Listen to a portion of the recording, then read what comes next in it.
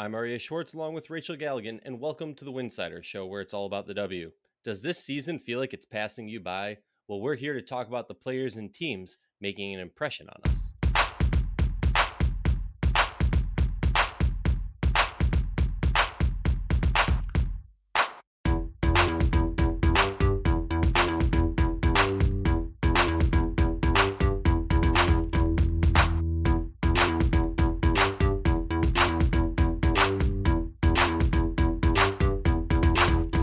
If you like our show, please consider joining our Patreon community, patreon.com/Winsidr. For less than a cup of coffee a month, you can directly show support for the hard work we do covering the W.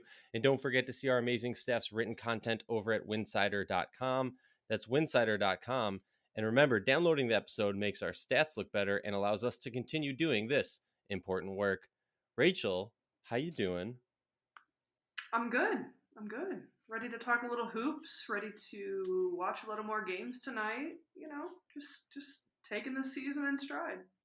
That's all you really can do. And it's been a really tough season. I feel like I've talked about this on every episode that we've done, but like the way that the schedule is made, where like some teams are playing 2 games and some teams are playing like 15 games at this point, is just so hard to get a grasp of where these teams shake out and what we're seeing. Something that stood out to me, and maybe it's a little recency biased, but the Washington Mystics, I'm not going to say that it was a beautiful win that I saw from them last night against the Lynx as we record this, but watching them, like I'm liking what I'm seeing in the sense of they're finding a way to make do with what they got with a team that like was still, I don't care what anybody says, it's a team that's built to be around Elena Deladon, right? Like, Yeah. yes, Tina Charles is going off and playing amazing. Ariel Atkins having a great season.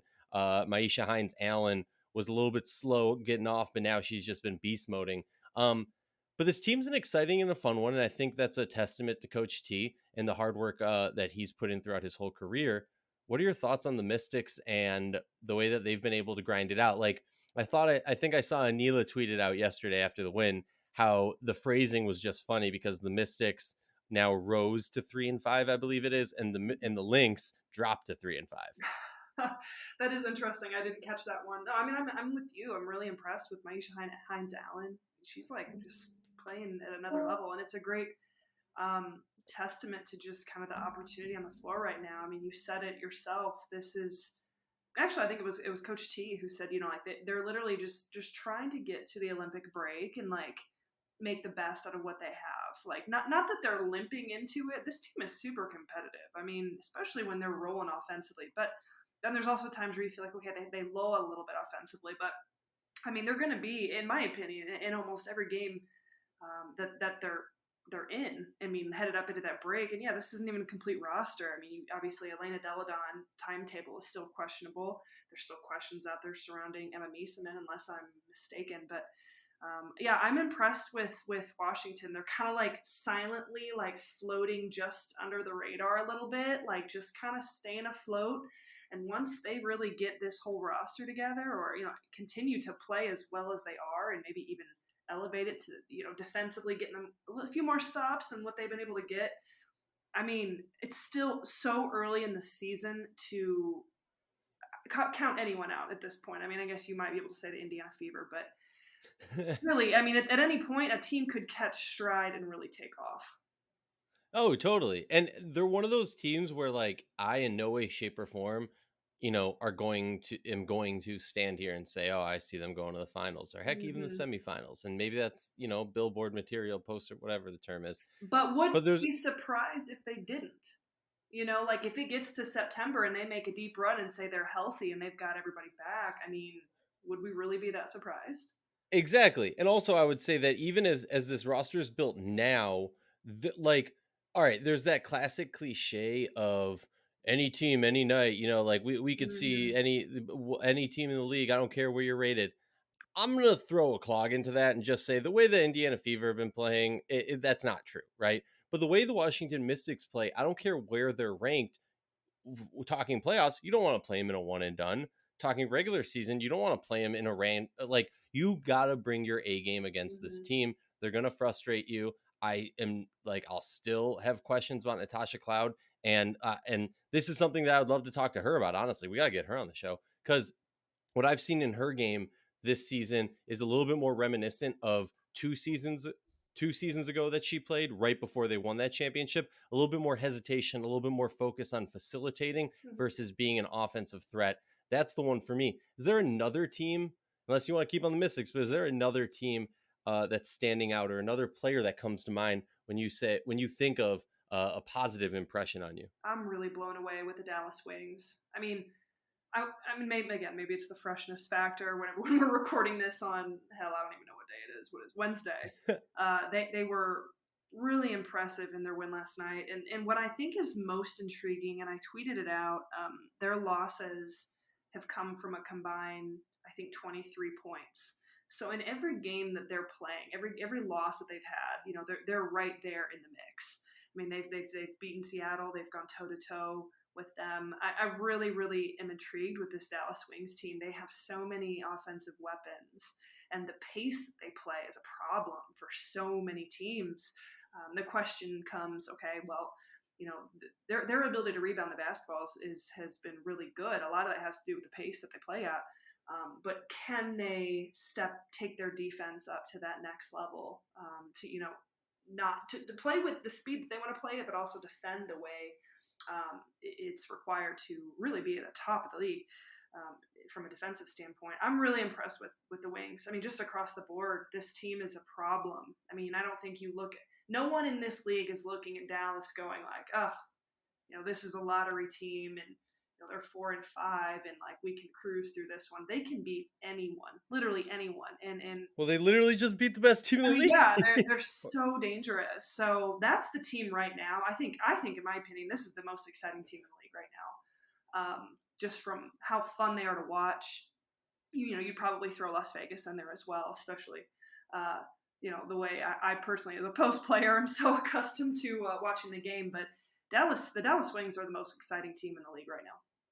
Yeah, no, I completely agree. They're the most exciting team. They're the team that going into Mm-hmm. this season, I was like, okay, they're not necessarily going to be the best team, Mm-hmm. but they are going to be the most exciting team. And very similar to, like, the Seattle Storm are an exciting team, right? But they're not on the same level as the Wings are this year. And I'm not talking, again, we're not talking about how good this team is and if they're going to win the championship. We're talking about excitement. Like, when you watch a Dallas Wings game, I mean, first of all, Marina Mabrey, that whole story is ridiculous, amazing. You love to see it. And that's a player. Forget the team. I want to talk about Mabrey. The confidence that she's playing with. But I'm not even talking about, like, often when we talk about players who are stepping up offensively or just on any side of the court, we talk about the confidence. But the way she backs it up with the way she walks the walk and talks the talk, and literally talks the talk, um, she's the type of player that I love to see. I love a player who is not afraid, to get in a vet's face and talk a little smack. I love a player who's, shooting like fire and is going to put up some crazy shots, but also is smart enough and well aware enough to know, look who my teammates are. They can make shots also. And also the fact that, like, I saw a little scuffle between her and Skylar Diggins. I just love the fact that they both went to Notre Dame, and so it's like you might think that, oh, there's going to be this like lovey-doveyness between players who have like the Oh same no. school, but no, not at all. I love the rivalry, and the Mercury Wings games. That's a rivalry in my book. I mean, it might as well be, especially when you talk about some of the roster changes we've seen, i.e., Skylar Diggins Smith. But I mean, Marina Mabrey, this is who she is. It's who she's always been. From the early days of her learning to play basketball, she's had that edge to her, and it's so unique, and she carries it, like you said. It's been fun to see it translate over from college to kind of now where she is, in just her young WNBA career. And I think there's some comfort there, playing with a really young roster, right? I mean, like you said, not afraid to get in anyone's face and compete. I mean, we're talking about ultra competitors in her and Skylar Diggins Smith, but I have to imagine that this Dallas Wings roster, it is young. I know we're not supposed to keep talking about it and all that sort of stuff, but that's got to help too. As a young player, being able to come in and take some ownership right away, and just kind of be yourself and play with that edge. That's when you're your best. So it has been really cool to see her thrive. I mean, she's completely stuffing the stat sheet right now, averaging just under 19 points a game, literally 6 rebounds per game, doing a phenomenal job rebounding the ball from the guard perspective, shooting it exceptionally well, 43% from beyond the arc. I mean, she's shooting 50% just from the field. So she's having a hell of a year. I mean, my opinion, I mean, she should be up there in the same conversation of most improved. Oh yeah, and I like her stat line is ridiculous. Like she's entering an elite level with the percentages that she's shooting, and it's quite ridiculous. Another player who, and actually, you know what? I'm gonna take a moment and call myself out. I definitely threw shade at Mabry. Questioned the Dallas Wings why they would give her this roster spot. Associated it like it's way too much at this point. It's obvious now. I can look back 2020. I was wrong. I gave too much credit to the fact that, her and Aryeh have a past, and that's part of the reason she was there. And now I see she's there because she's a freaking baller. Now, I was never questioning her being a baller, right? Like, obviously, she's amazing. She's part of the 144. But there was questions in my mind. I look stupid now. I'm adult enough to call it out, to call myself out. Another player who's standing out is Nia Coffey. But before we get to that, let's talk about our sponsor. Support for the Winsidr Show is brought to you by Manscaped, the best in below-the-waist grooming. Manscaped offers precision-engineered tools for your personal space. Manscaped just launched their 4th-generation trimmer, the Lawnmower 4.0. You heard that right, 4.0. Join over 2 million men and women worldwide who have trusted Manscaped. With this exclusive offer, you can get 20% off and free worldwide shipping with the code WINSIDR20 at manscaped.com. I'm one of the first to try the new Lawnmower 4.0, and I'm blown away by the performance. The craftsmanship and detail are next level. Manscaped engineered the ultimate body trimmer by focusing on intelligent, functional, and incredibly comfortable grooming experience. Their 4th-generation trimmer features a cutting-edge ceramic blade to reduce grooming accidents thanks to their advanced skin-safe technology. I now feel confident in safe shaving, and so will you. The Lawnmower 4.0 even allows you to customize your trim through additional guard lengths, sizes 1 through 4. And did I mention wireless charging? The new wireless charging system helps the battery length last longer. Get 20% off and free shipping with the code WINSIDR20 at manscaped.com. And trust me, you won't regret this. And we're back to talk about Nia Coffey. We got to talk. Now, am I a little biased towards Nia Coffey because she's from Minnesota? Yes. But keep in mind that the school she went to was my high school's rival, so we got beef. Nia Coffey is an amazing story of a player who has been around this league and just really hasn't been able to get a foothold, right? And now she does in LA, and she is just exceeding expectation after expectation after expectation. What are you seeing from Nia Coffey that you like? Because I know, like, I feel like she's that perfect player for you and I, because she's got the mix of the flashy, like big plays, but also she plays some great post ball. And go. Yeah, I mean, one thing I'll say about Nia Coffey, and you kind of mentioned it right there, was the fact that, it really comes down to opportunity. She's on an LA Sparks roster that there was a need for someone to step up and really elevate their game into that next level. She's doing a phenomenal job, averaging 10 points a game, just under 5 rebounds, doing a really good job on the defensive end of the floor, in my opinion. She's shooting the ball, I mean, from 54% from the three-point line. I'd have to check, but I mean, that's got to be one of the top in the league. But yeah, I mean, she's done really well. I'm surprised. I'm not gonna say I didn't count her out.